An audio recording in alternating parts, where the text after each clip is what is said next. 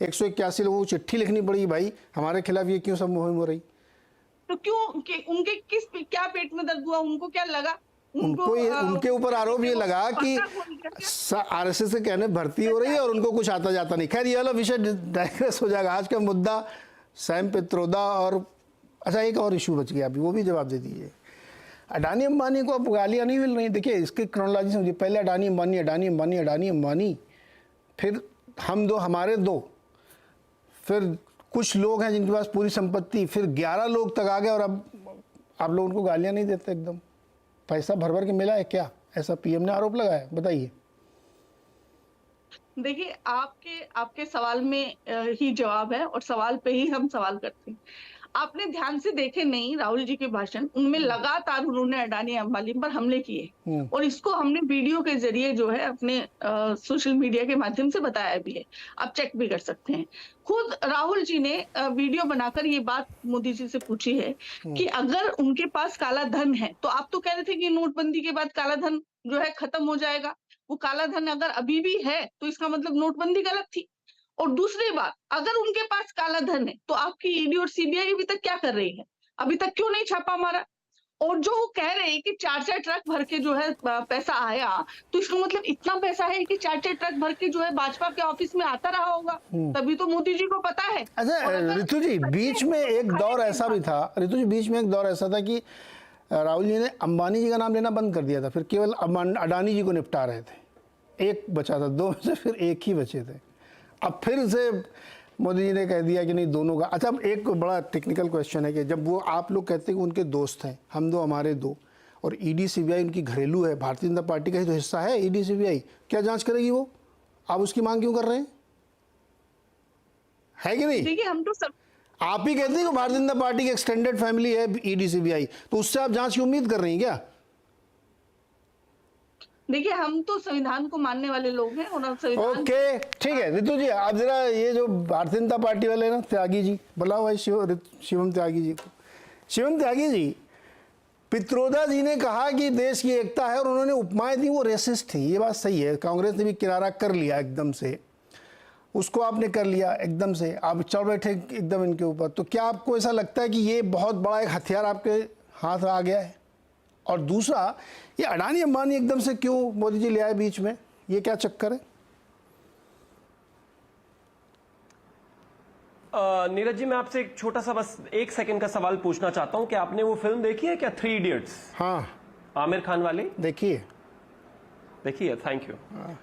उसमें कैरेक्टर है चतुर रामलिंगम का, जिसको जो है हिंदी अच्छे से आती नहीं, लेकिन वो अपने प्रोफेसर को इम्प्रेस करने के लिए, अच्छा करने के लिए हिंदी में स्पीच करता है।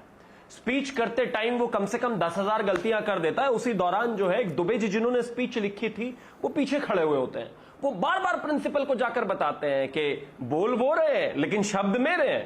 वो फिर कुछ बोलता है, वो फिर कहते हैं बोल वो रहे हैं लेकिन शब्द मेरे हैं। अब ये बोल तो सैम पित्रोदा रहे थे, हिंदी इंग्लिश का जो भी परेशानी रही हो भगवान जाने, शब्द राहुल गांधी के थे।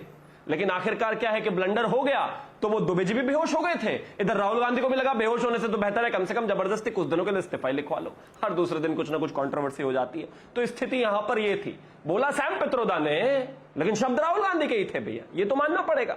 अब आते हैं आगे, जहां तक विषय इन सब चीजों का है, जिस तरीके से वो सैम पित्रोदा ने कहा रेसिस्ट है, और रेसिस्ट भी छोटा मोटा रेसिस्ट नहीं है। मैं भी दिल्ली में रहता हूं, आप मुंबई में रहते हैं, कई जगह किस तरीके से नॉर्थ ईस्ट के बच्चों को कुछ फ्रिंज एलिमेंट्स और कितने तमाम लोग क्या क्या नाम उपनाम संज्ञाएं दे देते थे, और किस तरीके से उन फ्रिंज एलिमेंट्स के खिलाफ सरकार पुलिस सभी कार्रवाई करते हैं, ये देश जानता है। अपने ही देश में आपकी इतनी हिम्मत है कि खड़े होकर आप किसी को चाइनीज कह देंगे क्योंकि उसकी बनावट, उसका ढंग किसी और तरीके का है, या फिर अफ्रीका में आप अपने ही देश में साउथ इंडियंस को जो है अफ्रीकन कह देंगे क्योंकि उनका रंग काला है, शाम रंग है उनका, हमारी राष्ट्रपति का शाम रंग है, तो इसका मतलब आप क्या अफ्रीकन कह रहे हैं आप उनको?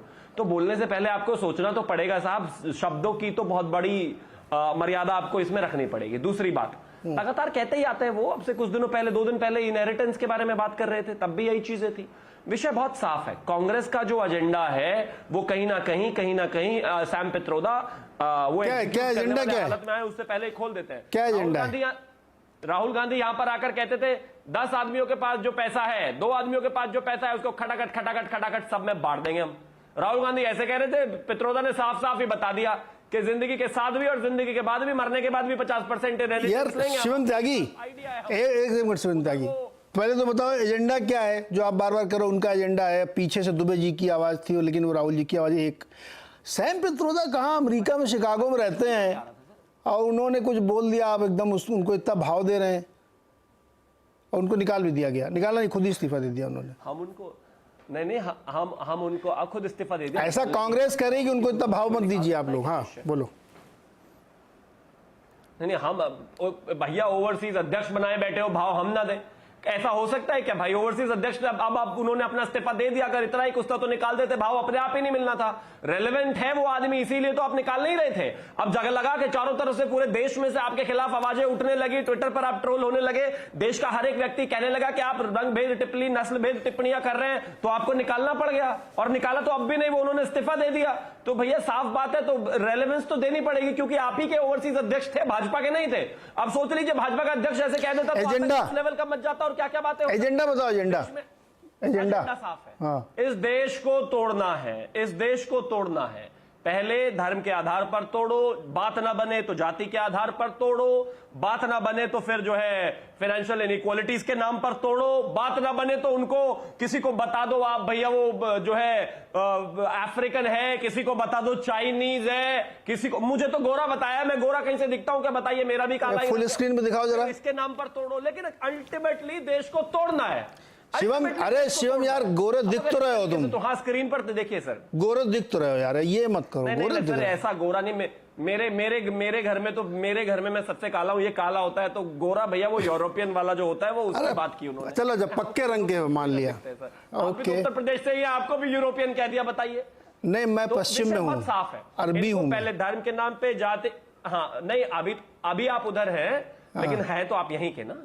तो अभी आप जो है, मतलब वो पहले जाति के नाम पर तोड़ो, धर्म के नाम पर तोड़ो, फिर अभी ये वर्ग के नाम पर तोड़ो। मैं मानता हूं कि इस तरीके का जो तोड़ने वाला एजेंडा, तोड़ने वाला, अच्छा ठीक है, तोड़ने वाला एजेंडा। दूसरा वाला सवाल, ये ठीक है। अभी ये अडानी अंबानी का ये अभी तो राहुल जी कहते थे, प्रधानमंत्री जी कहने लगे अगर पता है टेम्पो में पैसा भर के जा रहा तो रोको। सडनली आपने देख, हाँ आप नहीं बिल्कुल रोकेंगे, उसमें तो कोई दो राय नहीं है। लेकिन एक चीज तो बताइए, ये कहां से एकदम ऐसा कौन सा बटन सडनली राहुल जी का दब गया कि 10 दिन से बिल्कुल गायब ही हो गए, अडानी अंबानी पर बात करने को तैयार नहीं थे। हम पिछले दिनों में कहते रहे कि भाई इतनी जगह पर आप उनसे काम कर रहे हैं, इतनी जगह पर उन्होंने टेंडर्स दिए हैं, अब तेलंगाना में आपने उनको काम करने को जगह दी है। इसके अलावा राजस्थान में जब अशोक गहलोत दी थे तब उन्होंने काम करने के लिए दिया, ब्रिज बनाने के लिए ममता बनर्जी ने दिया। हम इस तरह का जवाब मांगते थे। पिछले 10 दिन से पता नहीं ऐसा कौन सा बटन दब गया राहुल गांधी जी का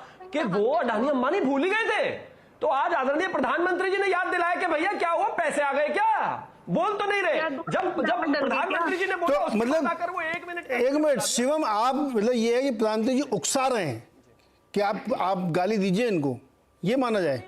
हाँ नहीं, हम तो सवाल पूछ रहे हैं कि गाली क्यों बंद करी? 15 दिन में सडनली वो एकदम जादू करके सब कुछ कैसे भूल गए? क्या हुआ, कहां चले गए अडानी अंबानी? मुझे लग रहा है पैसे आ गए।